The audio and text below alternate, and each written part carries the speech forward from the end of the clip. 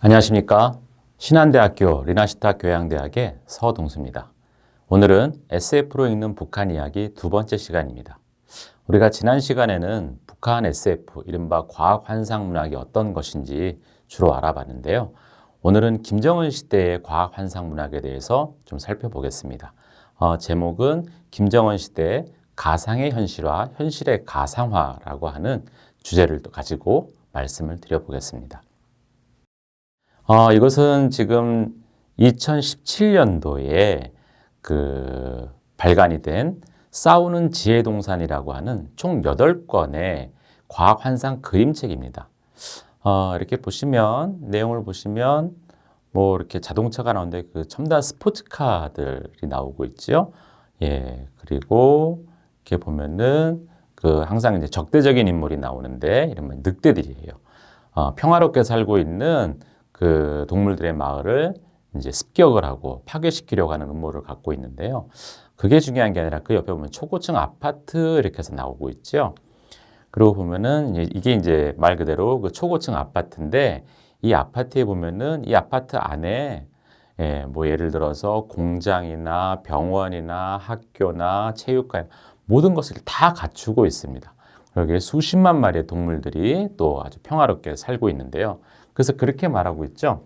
야, 그러니 이 아파트 자체가 하나의 큰 도시로구나. 이렇게 말을 하는 장면이 나옵니다. 이게 말 그대로 이제 북한 SF, 이른바 과학환상문학은 언제나 유토피아, 이른바 사회주의 낙원을 지향하고 있거든요. 예. 아까 앞에서 본 것처럼 과학환상문학은 미래의 평화롭고 또 풍요로운 그런 사회를 추구하는데 그것이 2017년도에 와서에 시작된 것이 아니라 이미 오래전부터 그렇게 되어 왔었는데요. 북한은 이른바 사회주의 낙원이라고 하는 그런 낙원을 건설하기 위한 여러 가지 기획들을 발표하곤 했었는데 그럼 북한에서 말하는 낙원이 뭔지 원문을 통해서 한번 보겠습니다. 이 원문은 아까 말씀드린 것처럼 황정상의 글에 나와 있는 것입니다. 한번 읽어보겠습니다. 낙원이란 한마디로 말해서 우리들이 보다 더 잘 살게 되는 아름다운 세상을 말하는 것입니다. 의식주, 즉 입는 것, 먹는 것, 주택이 해결된다면 벌써 우리의 살림은 낙원으로 들어서는 것이지요. 그래서 이 유토피아라고 하는 것은 사실 어떤 실체성을 가져야 되지 않겠습니까? 실체성을 갖기 위해서는 우선적으로 구체적인 시공간이 설정이 돼야 될 것입니다. 그래서 북한은 1차 5개년 계획을 1957년부터 61년도 이렇게 딱 계획을 세워놓고 이 기간을 이른바 사회주의 낙원을 건설하는 시기로 삼게 됩니다. 그래서 이렇게 또 말하고 있습니다. 사회주의적 생활의 토대 위에서 이루어지는 낙원이라야만 우리들의 진정한 낙원이다. 이렇게 말을 하고 있습니다. 그런데 재미난 게 있죠. 이 유토피아라고 우리가 흔히 이제 이상국 아니면 낙원 이렇게 표현을 하고 있는데 토마스 모어라는 사람이 유토피아라는 책도 썼지만 이 유토피아의 진짜 의미는 낙원, 이상국 그런 것도 있지만 더불어서 존재하지 않는 곳이라는 의미가 있습니다. 예, 유토피아 할 때 토피아가 토포스라서 하던 장소의 개념인데 앞에 이제 유토피아긴 EU 이렇게 붙는데요. 예, 이것은 이제 존재하지 않는 장소 이제 그런 의미가 있습니다. 이 말이 뭐냐면 유토피아라고 하는 것은 내 앞에 어떤 유토피아가 도래하게 되면은 그것은 더 이상 이제 유토피아가 아닌 것이죠. 왜냐하면 그건 이제 하나의 현실이 돼버리고 실제가 돼버린 것이기 때문에 또 사람은 지금의 유토피아보다 더 나은 또 유토피아를 욕망하고 추구하기 마련입니다. 그렇기 때문에 끊임없이 유토피아라고 하는 것은 끊임없이 새롭게 만들어지는 것이고 어떤 종착역이라고 하는 도착지라고 하는 것이 설정될 수 없기 때문에 결국에는 존재하지 않기 때문에 유토피아라고 말을 할 수 있는 것이죠. 자, 그런데 1958년 사설에 따르면 이런 말을 하고 있습니다. 사회주의 낙원은 이루어진다라고 하는 1958년도의 사설인데요. 한번 읽어보겠습니다. 북한 사람들이 낙원이라는 것을 1958년도에 어떻게 인식하고 있었는가? 예, 이렇게 이루어지는 낙원은 동무들에게 무엇을 가져다 주느냐고요? 1961년에는 우리나라 인구 1인당 1020m 가까이 차려지게 될 것입니다. 그뿐인가요? 육류, 어류, 과실 등의 통조림이 식탁에는 물론 맛 좋은 과자들과 함께 동무들의 야영, 룩사크, 배낭 같은 겁니다. 배낭을 무겁게 할 것입니다. 그리고 더욱 질 좋은 노트를 동무들은 쓰게 될 것이며 화려한 그림책을 더 많이 갖게 될 것입니다. 그리고 동무들의 행군 대열에는 우리나라에서 만든 자전거를 타고 붉은 넥타이를 휘날리는 자전거 부대도 끼어들게 될 것입니다. 동무들은 문화적으로 세워지는 주택에 살며 어린이들은 의무적으로 누구나 다 초중고등학교를 졸업하게 될 것이고 이것은 우리나라 역사에는 물론 아시아에서 처음 되는 일입니다. 동무들 생각해 보십시오. 위에서 말한 것들이 이루어지는 때 바로 우리는 사회주의 낙원에서 살기 시작하는 것이 아니겠어요? 그것이 바로 이 5개년 계획 기간에 이루어지는 것입니다. 자, 사회주의 낙원은 이루어진다의 그 내용을 간단히 요약을 하자면 그렇게 말을 할 수 있겠죠. 잘 먹고 잘 사는 것. 북한은 예전부터 이 밥에 고깃국, 즉 흰 쌀밥에 고깃국을 먹는 것. 그런 시대가 오는 것이 이른바 낙원, 유토피아라고 봤거든요. 그래서 실제로 이제 북한은 이 사회주의 낙원을 만들기 위한 여러 가지 이제 일들을 벌이죠. 1956년도에 보면은 전쟁이 끝나고 한 3년 정도 지난 시간이죠. 근데 이미 전쟁 전에 농업 생산량을 복구합니다. 또 산업 생산량을 전쟁 이전 수준에서 2배 이상 확장을 시킵니다. 57년에는 연간 45%의 놀랄만한 경제 성장을 이룩합니다. 초중고 무상교육이 실시가 되고요. 직장 내 여성 평등권의 국가적 공인이 이루어지고 의료 서비스를 이제 국가가 보조하기 시작합니다. 전쟁 때 부상당한 사람들, 또 유가족에 대한 복지제도가 현실화되고요. 이런 식으로 정말 놀랄만한 성장을 이루어 가거든요. 그래서 영국 케인즈 학파의 아주 유명한 경제학자죠. 로빈슨이라는 사람이 64년도 10월에 평양을 방문했다가 조선의 기적이라고 하는 보고서를 작성할 정도로 정말 북한은 마치 사회주의 낙원을 건설해 가는 것처럼 보였습니다. 물론 그것이 오래 가지는 못했지요. 70년 이후에는 다시 또 이렇게 내려막길을 걷는데요. 어쨌든 이러한 유토피아에 대한 열망, 사회주의 낙원에 대한 열망이 이제 과학 환상 문항 속에서도 이제 발현이 되는데요. 예를 들면 그렇습니다. 지능 로봇을 통한 육체 노동을 해방하는, 이때 지능 로봇은 말 그대로 이제 인공지능 로봇이나 최첨단 로봇을 말하는데요. 그런 로봇을 통해서 인간이 드디어 이제 육체 노동으로부터 해방이 된다라고 하는 걸. 이건 이제 총명한 사람들이라는 작품에서 나왔고요. 또 고갈되어가는 자원 문제를 해결하기 위해서 강물의 수소 에너지화, 이런 것이 또 나왔고, 그 50년 후에 푼 수수께끼, 지금 소행성의 희유물질을 자원 에너지로 전환한다 있는데요. 이게 이제 김정은 시대 때 나온 작품인데 굉장히 재밌습니다. 소행성의 충돌을 모티브로 한 작품이거든요. 그래서 어느 날 이제 소행성이 이제 과학자가 발견을 한 거예요. 이제 얼마 후에 소행성이 지구에 충돌할 거다. 이제 지구는 멸망한다. 이렇게 할 때 모두 다 이제 그렇게 믿고 있었어요. 왜냐하면 그 많은 사람들이 의문을 가졌지만 과학적인 데이터들을 가지고 확인을 해보니까 이건 분명한 사실이거든요.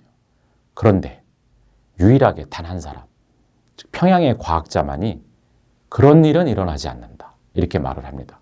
그러니까 사람들이 얼마나 기대하고 또 흥분하면서 그 사람의 그 주장이, 이른바 평양 과학자의 주장이 맞기를 기대했겠습니까? 그래서 그럼 왜 그러냐 이렇게 묻는데 끊임없이 질문이 오는데 그 과학자가 사라져버려요.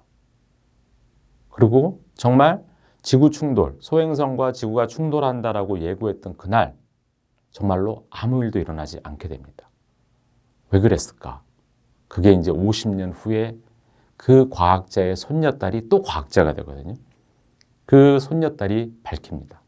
뭐냐면 그때 소행성이 지구를 향해 날아오는데 북한의 과학자들이 거기에 가서 소행성의 방향을 바꿔놓은 거예요. 그래서 폭탄을 이렇게 우리 아마겟돈 영화 보면 그런 거 나오죠. 소행성을 이제 폭파시키는데 폭파가 아니라 그 소행성에다가 핵폭탄 같은 걸 심어서 터뜨려서 가는 방향을 이렇게 바꿔놓은 거예요. 근데 바꾸는 거에 그치는 게 아니라 방향을 바꿔서 어떻게 하냐면 지구의 궤도를 이렇게 돌게끔 이렇게 만듭니다. 왜 그렇게 했는가? 그 소행성에 희귀한 물질들이 가득한 거예요. 근데 그 희귀한 물질들이 그 조국의 엄청난 자원, 에너지로 쓰일 수 있는 바로 그러한 자원들이었거든요. 그래서 일부러 그 소행성을 폭파시키지 않고 지구의 궤도에 안정적으로 돌 수 있게 만들고 그렇게 하면서 그 소행성에다가 공장을 차려요. 이른바 그 희귀 물질들을 채굴할 수 있는 그런 발전소 같은 거를 만듭니다. 그렇게 해서 그 발전소를 통해서 거기에 나오는 희귀 물질들을 이제 북한으로 보내는 거죠. 그래서 인류의 구원자가 되는 그러한 이야기를 담고 있어요. 그 다음에 이제 노래하는 등대 같은 경우는 물고기들의 언어를 해석을 해서 다량의 수산물을 획득하는 그런 이야기인데요. 쉽게 말하면 이런 거예요. 그 곱등어라고 그러죠. 곱등어의 언어를 해석을 합니다. 가지고 이리 와, 저리 와, 여긴 뭐가 있어. 이제 그런 말들을 해석을 해서 한쪽으로 이렇게 몰게 하는 거죠.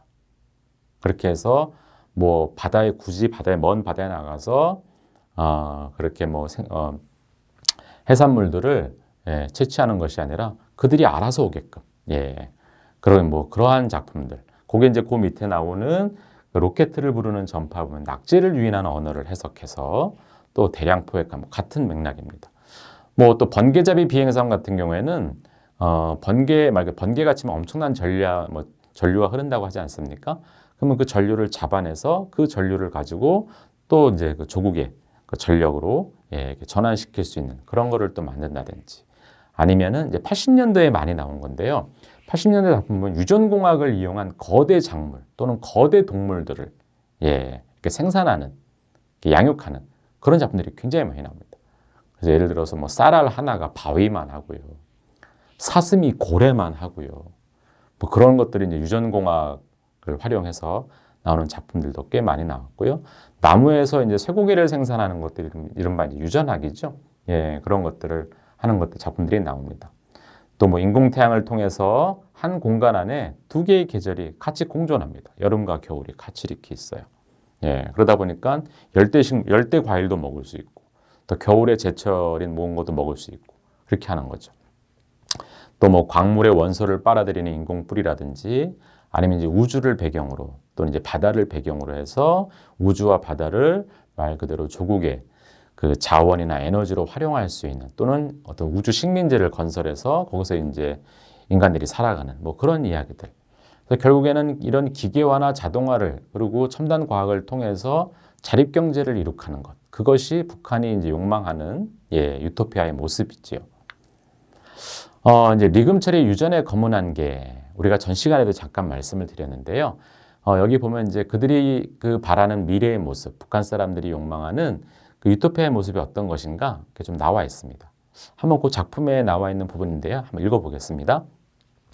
온 나라 방방곡곡에 보다 더 현대적이고 능률적인 인공유전들이 수많이 일떠서게 되면 우리 조국은 얼마나 더 부강해지랴. 지금 명진의 눈앞에는 땅과 바다 위에 수많이 들어앉은 인공유전들이 선하게 안겨 들어왔다. 인공유전들에서 생산된 무진장한 원료를 원료로 해서 폭포처럼 쏟아지는 다양다종의 화학제품들, 의약품들, 단백질, 식료품들. 원유왕국으로 된 우리나라에서 원유를 실어가려고 외국의 수많은 유조선들이 모여와 항구를 가득 메운 광경도 떠오른다. 어찌 그뿐이랴. 온 나라의 거미줄처럼 형성되어 이웃 나라에까지 뻗어나간 송유관과 가스관들. 보다 부흥해질 조국의 레일을 그려보며 황홀견에 잠겨있던 명진은. 정말 이런 나라가 되면은 유토피아처럼 보이겠죠. 낙원처럼 보이겠죠. 근데 이러한 작품들이 나오게 된 그 어떤 배경들이 있죠. 특히 이제 인공유전이라고 하는 것, 또 그 자원에 대한 어떤 그런 갈망들이 강한데, 특히 앞 시간에서 제가 말씀을 드렸지만, 이 1990년대 북한이 굉장히 고립이 됐다라고 제가 말씀을 드렸어요. 사회주의 국가들이 붕괴가 되면서 고립이 될 수밖에 없었고, 그러면서 그 우호 국가로부터 받았던 그런 자원이나 에너지 이런 것들이 이제 더 이상 받을 수 없게 되다 보니까 자립 경제를 할 수밖에 없고, 그 자립 경제를 하기 위해서는 자원이나 에너지 확보가 필요했었고, 특히 이제 유전, 석유 같은 경우는 그렇죠. 석유는 단순히 석유로서 끝나는 게 아니라 석유로 인해서 파생되는 여러 가지 또 기능들이 있지 않습니까? 그러다 보니까 이제 자립 경제 에너지 확보 이런 것들이 이제 굉장히 중요해지는데 거기 보시면 북한의 에너지 부족, 특히 이제 원유 수입의 감소가 이 식량난과 함께 북한 경제를 악화시키는 직접적인 원인이 됩니다. 아시는 것처럼 1990년대 중반부터 북한은 이른바 대기근의 시대에 들어가게 되죠. 수십만 명이 아사를 했다라고 그러고요. 예. 그러다 보니까 뭐 공장도 쓰게 되고요. 예, 멈추게 되고, 하여튼 뭐 총체적인 난국이었는데, 그러다 보니 이제 또 주탄 종유 정책으로 석탄 생산량과 원유 도입량의 급격한 감소로 북한 경제가 또 악영향을 미칩니다. 주탄 종유는 말씀 그대로 이제 석탄이 위주가 되는 거예요. 예, 에너지의 주된 것이 석탄이고, 이제 석유는 이제 그 다음이죠. 근데 어쨌든 석탄의 생산량과 이 원유 도입량이 감소하다 보니까 경제에 악영향을 미치고 또 1990년도에 가면은 엄청난 그 원유 도입량이 92년부터 급격하게 또 감소하기 시작하고 2000년대 이후에는 379만 1천 배럴대 수준으로 감소하게 됩니다. 1990년에 비해서 한 20% 수준밖에 안 되는 것이죠. 또 90년을 전후해서 사회주의 붕괴로 사회주의 우호무역 방식으로 국제 시세보다 아주 낮은 가격에 들어오던 원유를 국제시장 가격에 의한 경화결제 방식, 이 경화결제 방식이라는 건 이른바 달러나 유로화를 통해서 그러니까 직접 돈을 주고 사야 되는 거죠. 이렇게 바뀌게 되니까 북한으로서는 달러나 이렇게 이런 것들이 별로 없지 않습니까? 그러다 보니까 원유를 도입할 수 있는 양이 또 이렇게 줄어들 수밖에 없고. 그리고 또 원유 도입의 대부분을 의존했던 중국이 92년도부터 국제시장 가격에 의한 또 경화결제 방식을 요구하다 보니까 북한으로서는 계속 어려워질 수밖에 없었죠. 자, 이렇게 원유의 도입량 또 석탄 생산량이 감소하다 보니까 이게 이제 전력난으로 이어지고 그러다 보니까 북한의 공업 시스템의 토대를 붕괴시키는 그러니까 공장이 다 멈추는 거예요. 전력이 안 되니까. 그래서 이러한 상황은 자, 한번 원문을 읽어보겠습니다. 경제 제재와 봉쇄 책동이 있는 조건에서 나라의 경제를 안전하게 발전시켜 나가려면 과학기술을 발전시켜서 원료, 연료, 동력 문제를 자기 나라의 자원에 의거해 풀어나가도록 해야 한다. 이제 이게 목표가 된 거예요. 이건 다시 강고한 원료 기술을 확립해서 북한 사회주의 건설에 확고한 물질적 토대를 마련해야 되겠다. 이제 이런 의지로 나타났고 이러한 의지가 앞에서 봤던 리금철의 유전의 검은 안개, 이른바 56호 인공유전 이런 어떤 상상력으로 옮겨간 것이지요. 뿐만 아니라 이제 이게 그 검은 유전 이 작품이 그 원유를 소재로 하고 있지 않습니까? 근데 이것도 또 이유가 있다고 그래요. 보면은 이 북한에서는 끊임없이 이 원유 매장설에 대한 기대가 있었어요. 그러다 보니까 이게 이제 과학 환상 문화로 이렇게 넘어가는 거기에 상상력을 더해주는 그런 배경이 됐고 또 실제로 56년부터 이제 석유 탐사가 시작이 됐고요. 이 전담 조직인 연구조정국 이게 설치로 이어졌다 합니다. 또 68년도에는 평양에 석유 조사서를 설치해서 석유 탐사를 실시했고 70년대부터 이제 본격적으로 석유 개발 사업이 추진이 됩니다. 그래서 77년에는 일본, 78년도에는 중국과 서해안 지역에 이제 시추 작업을 실시했고요. 86년에는 가스가 발견되었다는 기록이 나왔습니다. 또 90년대에는 서구에 탐사권을 주어서 또 탐사를 하도록 합니다. 또 1997년 남포 부근에서 약 400억 정도 배럴의 원유가 매장되어 있다는 주장이 나오기도 했고요. 2004년도에는 영국의 아미넥스사, 또 2005년에는 중국과 서해유전 개발 협력을 맺는 등 석유 매장에 대한 각종 풍문, 기사들은 이제 이른바 과학환상문학의 소재가 되었고 급기야 앞에서 봤던 그런 작품들의 탄생으로 이어질 수 있었습니다. 또 북한은 또 영토에 대한 확장도 굉장히 또 시급했던 문제인 것 같습니다. 김동섭의 바다에서 솟아난 땅이 1964년도 작품인데요. 이게 제목처럼 바다에서 솟아난 땅입니다. 즉 바다 밑에 그 땅을 융기시킵니다. 근데 그냥은 안 되니까 그걸 융기시키는 어떤 물질을 이제 발견을 하고 그걸 통해서 그 서해안 바다, 거대한 바다의 밑에 있는 그 땅을 바다 위로 이렇게 솟아오르게 하는 예, 정말 어마어마한 사업인데 그것을 다룬 작품입니다.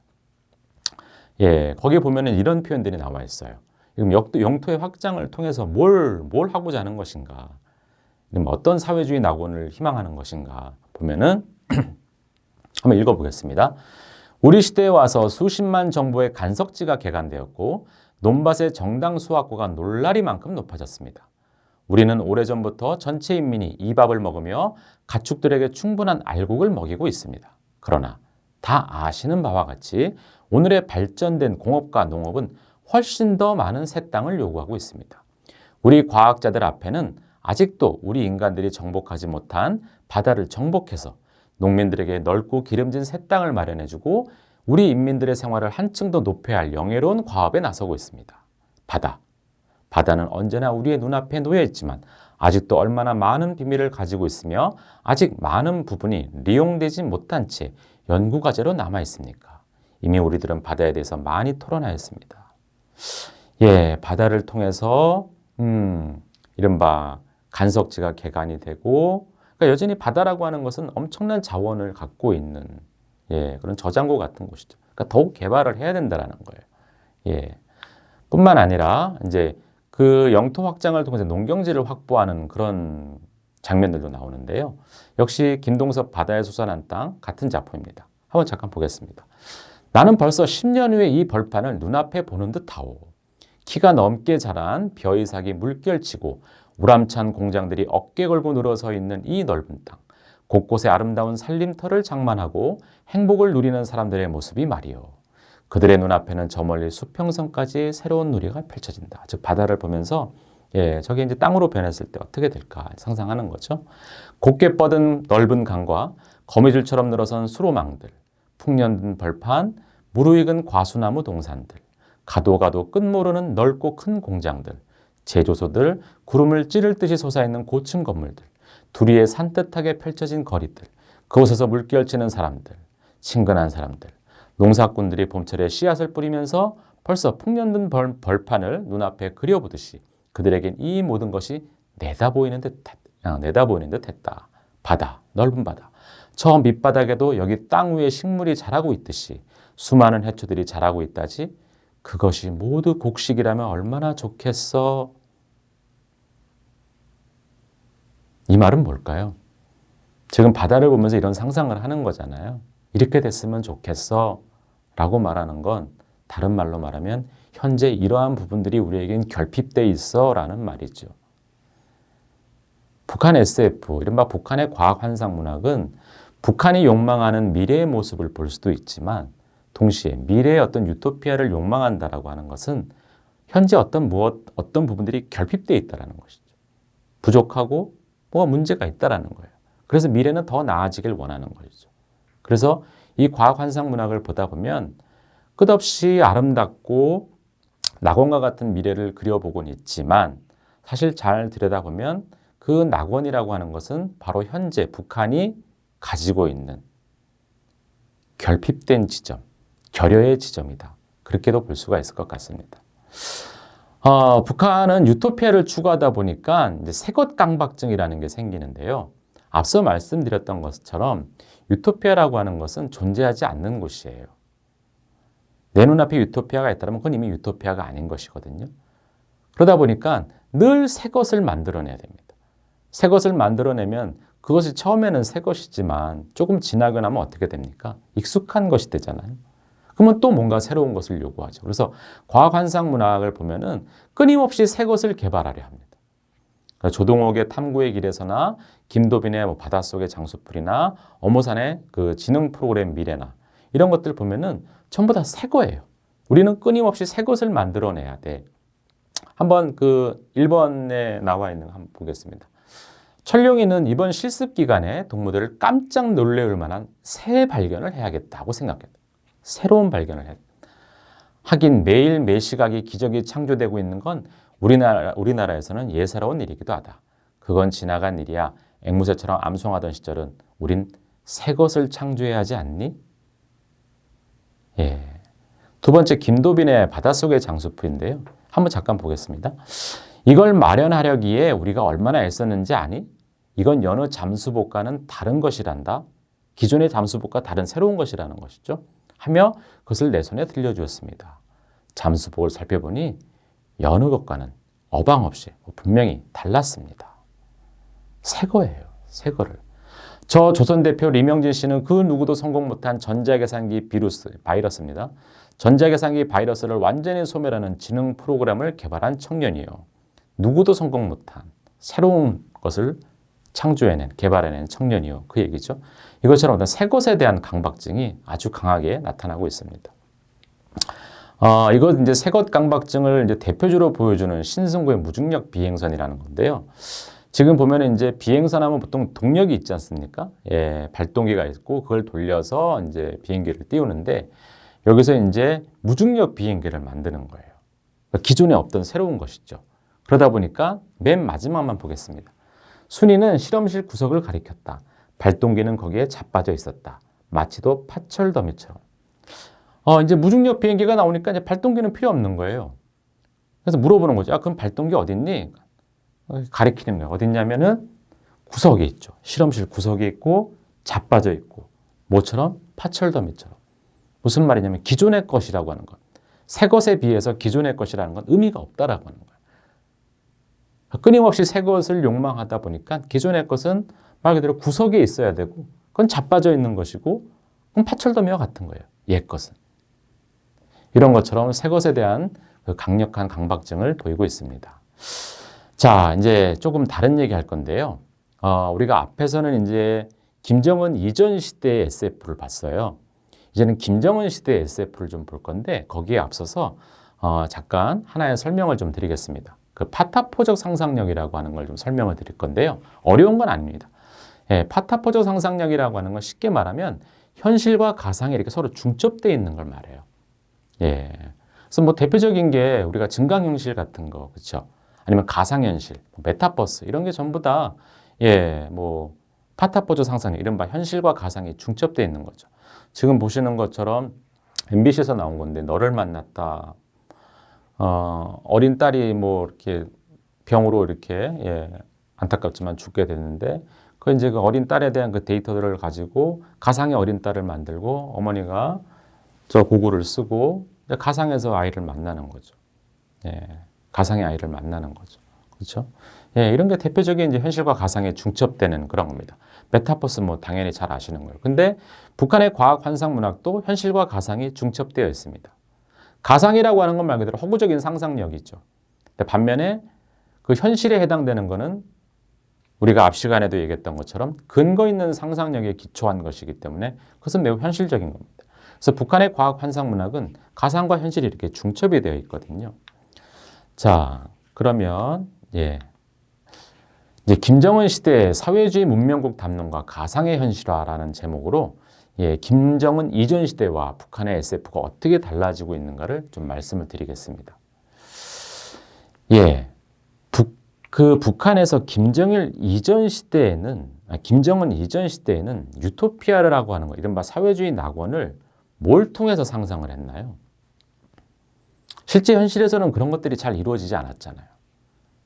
예, 대기근도 왔었고, 예, 사회주의 국가들이 붕괴되면서 고립되고 경제적으로도 굉장히 어려웠었고, 말 그대로 낙원이 아니라 예, 최악이었죠. 그러다 보니까 유토피아라고 하는 것은 말 그대로 상상력의 산물인 거예요. 상상력의 영역입니다. 그래서 뭐 과학 환상 문학 이런 소설책들이나 봐야 나오는 그런 이야기들이었거든요. 그런데 김정은 시대에 오게 되면은 말 그대로 가상이라고 생각했던 유토피아가 현실 속에서 실제로 재현이 되고 있는 것, 그를 북한의 인민들, 대중들이 느끼기 시작하는 겁니다. 김정은 시대에 들어와서 중요한 용어가 있죠. 사회주의 문명국. 김정은이 그랬어요. 우리는 사회주의 문명국을 건설할 것이다. 예. 김정일 시대에도 강성대국이라는 말이 있었어요. 강성대국. 예. 핵무기도 갖고, 뭐, 대국은 대국이지만 그 평양에 아니면 북한의 주민들이, 사람들이 느끼기에 정말 대국처럼 느꼈을까요? 그렇지 않죠. 그냥 마치 무슨 표 같은 느낌이었겠죠. 그런데 김정은 시대에 들어오게 되면은 강성대국이 아니라 강성국가라고 하는 것으로 이름을 바꿉니다. 근데 대국보다는 국가가 훨씬 더 현실감이 있죠.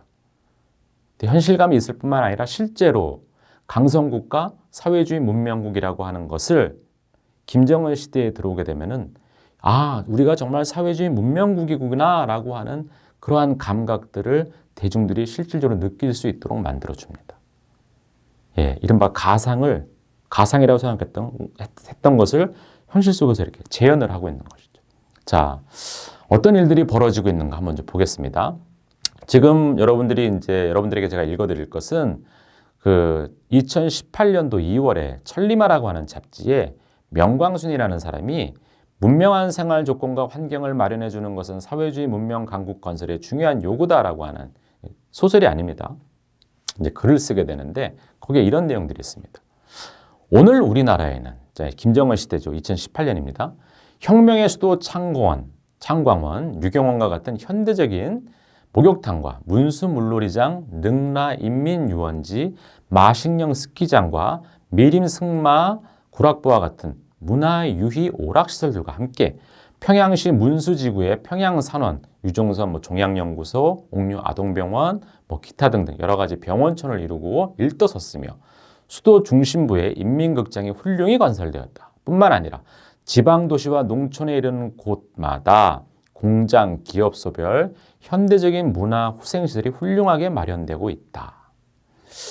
제가 앞 시간에서도 말씀을 드렸는데 김정은 시대가 시작되면서 평양의 스카이라인이 바뀌었다 그랬죠. 엄청난 발전이 이루어지는 것처럼 보이는데요. 지금 이 명광순이 쓴 글에 보면은 말 그대로 유토피아가 마치 실현된 것처럼 보입니다. 그럼 한번 좀 보시겠습니다. 김정은 시대 평양의 모습이 어떻게 변했는가 한번 보겠습니다. 은하과학자 거리라고 해서 과학자들을 굉장히 우대하죠. 과학자들에게 이런 고급 주택들을 제공합니다. 미래과학자 거리입니다. 정말 대단하지 않습니까? 시각적으로만 봤을 땐. 또 여명거리입니다. 굉장히 유명하죠. 이게 전부 다 평양에 있는 거리인데요. 미래과학자 거리고요. 은하과학자 거리고요. 이것은 지금 보통강 옆에 있는 그 고급 주택을 지금 건설하고 있는 모습입니다. 우리나라도 그 강변에 이렇게 아파트들이 이렇게 고급 아파트들이 있지 않습니까? 북한에도 이렇게 고급 아파트들을 쭉 이렇게 짓고 있습니다. 이런 거는 이전에는 볼 수 없던 일들이었어요. 북한에 저렇게 거대한 고층 빌딩이 들어서리라고는 김정은 이전 시대는 볼 수 없던 것들이었거든요. 근데 김정은 시대에 와서 이러한 일들이 벌어지고 있는 거예요. 근데 이러한 모습들은 정말 SF 소설에서나 보던 이야기들이었거든요. 근데 그게 지금 눈앞에서 북한의 그 대중들의 입장에서 봤을 때 지금 눈앞에서 그런 것들이 펼쳐지고 있는 거예요. 우리가 앞에서 아까 읽었죠.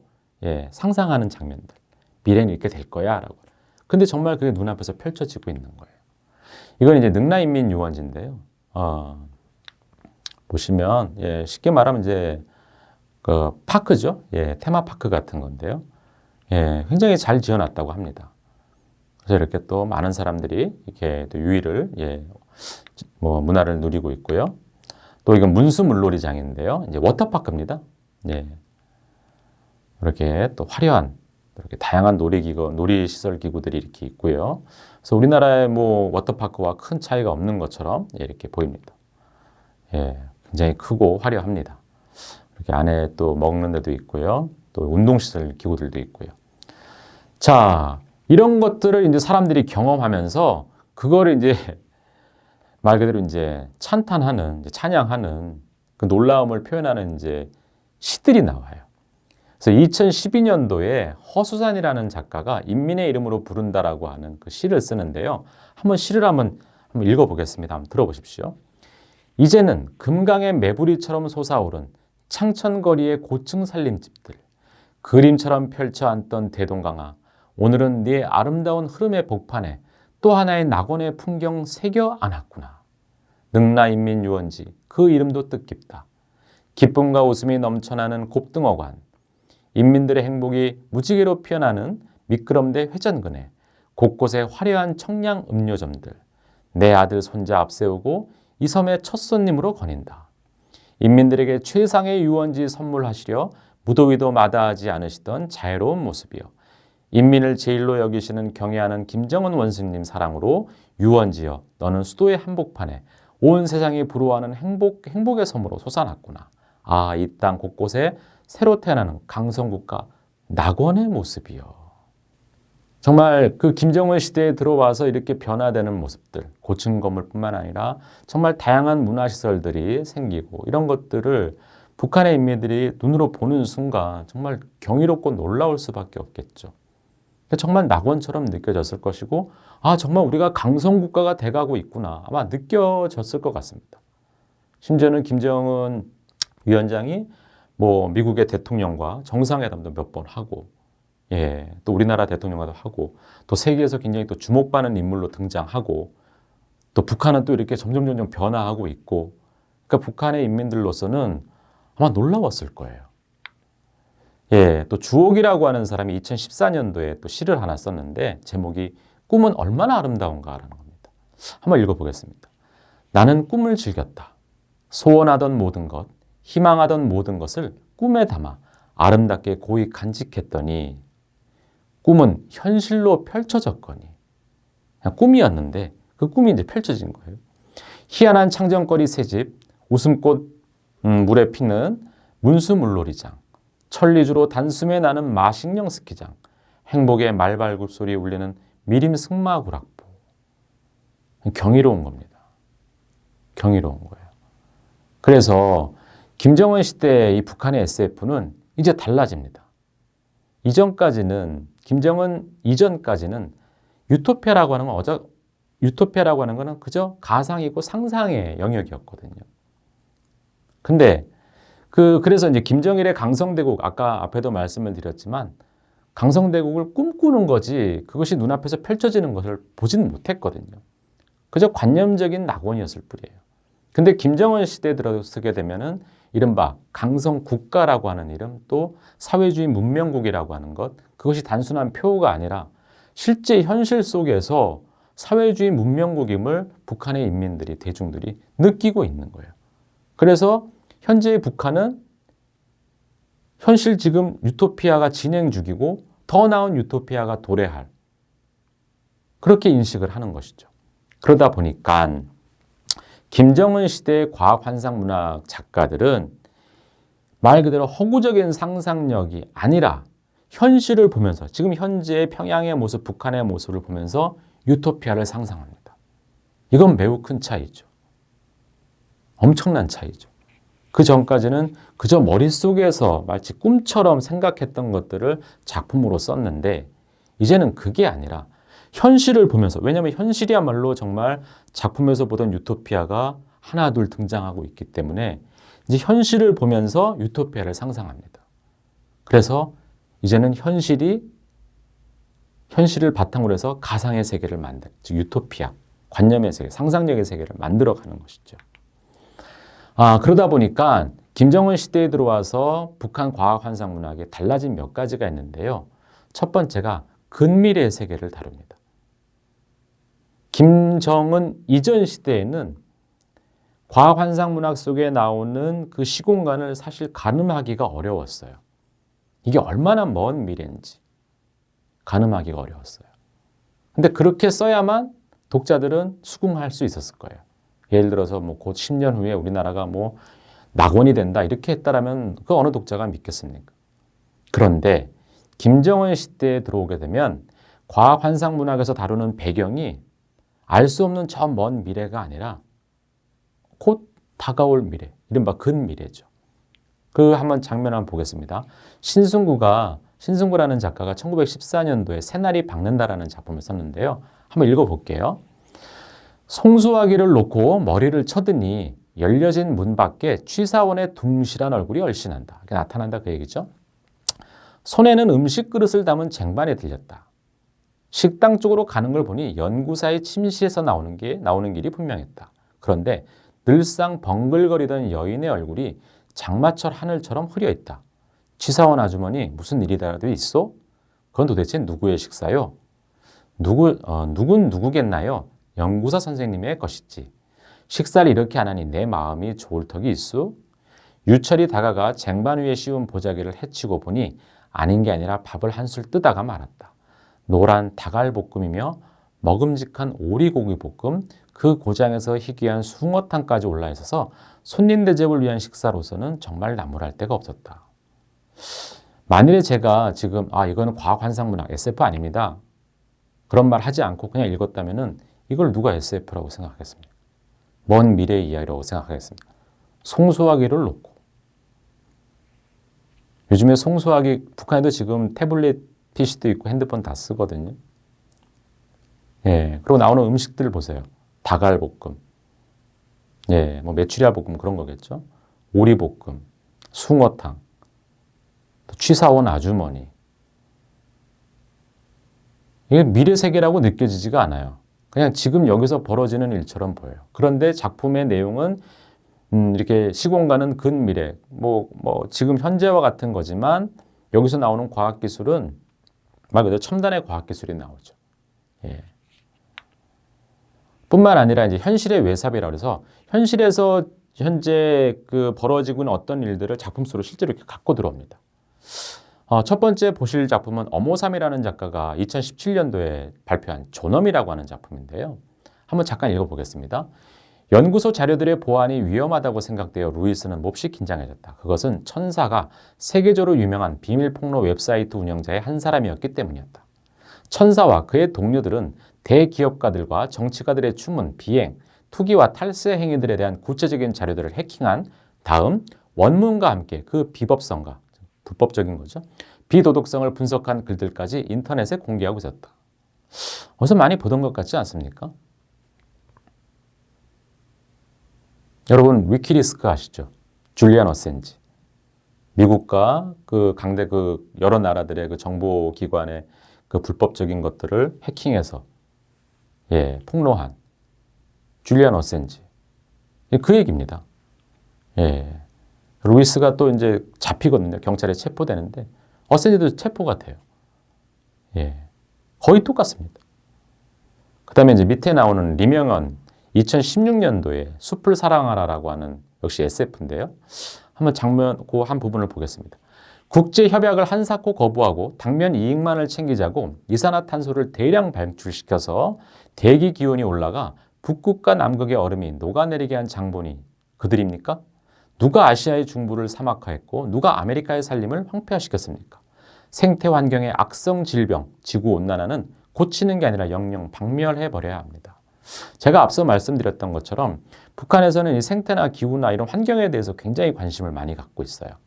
그런데 지금 여기 나오는 이런 작품의 이런 내용들도 보면은 오늘날 벌어지고 있는 일들이죠. 그렇죠? 뿐만 아니라 이 북한에서는 이 말 그대로 이 산림이 황폐화되는 문제가 매우 심각해서 그런 것들을 이제 빨리 극복을 해야 되는데 왜 그러냐면 북한은 이제 목재 생산 중심의 산림 경영 방식, 또 90년대 극심한 경제난, 90년대 말씀드렸던 것처럼 이제 대기근의 시대, 이른바 고난의 행군이라고 하는 시대가 들어서면서부터 사람들이 마구 이제 나무를 캐고 베고 이제 그런 일이 벌어졌거든요. 그러면서 이제 북한 산림이 황폐화가 됐습니다. 근데 이게 산림이 황폐화가 되면은 땅이 약해지잖아요. 근데 땅이 약해지면 예를 들어서 홍수가 나게 되면은 산사태나 이런 게 일어나서 농경지가 그냥 매몰이 돼요. 그래서 또 사회적 손실을 야기시키고요. 그래서 김정은이 2015년부터 본격적으로 이 벌거숭이산을 황금산, 보물산으로 변화시켜야 되겠다. 하고서 이제 국가적 차원의 대응을 시작하는데 그걸 이제 산림 복구 전투라고 부릅니다. 이 산림 복구 전투는요, 환경 문제뿐만이 아니라 사회주의 문명국 담론과도 연결이 되어 있고 또 사회주의 강성국가라고 하는 이런 국가 전략 목표 속에서 산림과학 기술의 연구와 보급으로까지 이렇게 확장이 됩니다. 자, 이처럼 김정은 시대에 이르게 되면은 북한의 과학 환상 문학이 대전환을 이루게 됩니다. 그 전까지는 이른바 머릿속으로만 상상의 어떤 세계로만 존재했을 거라고 하는 그러한 유토피아가 그리고 과학 환상 문학을 통해서나 만날 수 있었던 상상할 수 있었던 그런 유토피아가 김정은 시대에 오게 되면은 그것이 현실 속에서 재현이 되고 있었고 그런 재현되는 것이 인민들에게 북한의 대중들에게 감각적으로 직접적으로 다가오게 되고 그러다 보니까 작가들 역시 머릿속에 관념, 상상력만 갖고 유토피아를 상상하는 것이 아니라 현실을 보면서 이 현실을 토대로 해서 상상력을 발현하고 그렇게 해서 과학 환상 문학을 창작하고 그렇게 해서 유토피아를 보여주는데 그러한 특징 중에 하나가 이른바 근미래, 먼 미래가 아니라 가까운 미래를 시공간, 배경으로 삼아서 그리고 있고 현실에서 벌어지고 있는 여러 가지 것들을 직접 작품으로 갖고 들어와서 은유화하거나 윤색하거나 하면서 작품을 쓰고 있는 것입니다. 그래서 북한에서 이제 김정은 시대에 들어서는 이런 면들, 북한 인민들의 감각이 바뀌고 있다. 그런 것들이 굉장히 중요한 부분이라고 말씀드릴 수 있을 것 같습니다. 오늘 여기까지 말씀드리죠. 모두들 고생하셨습니다.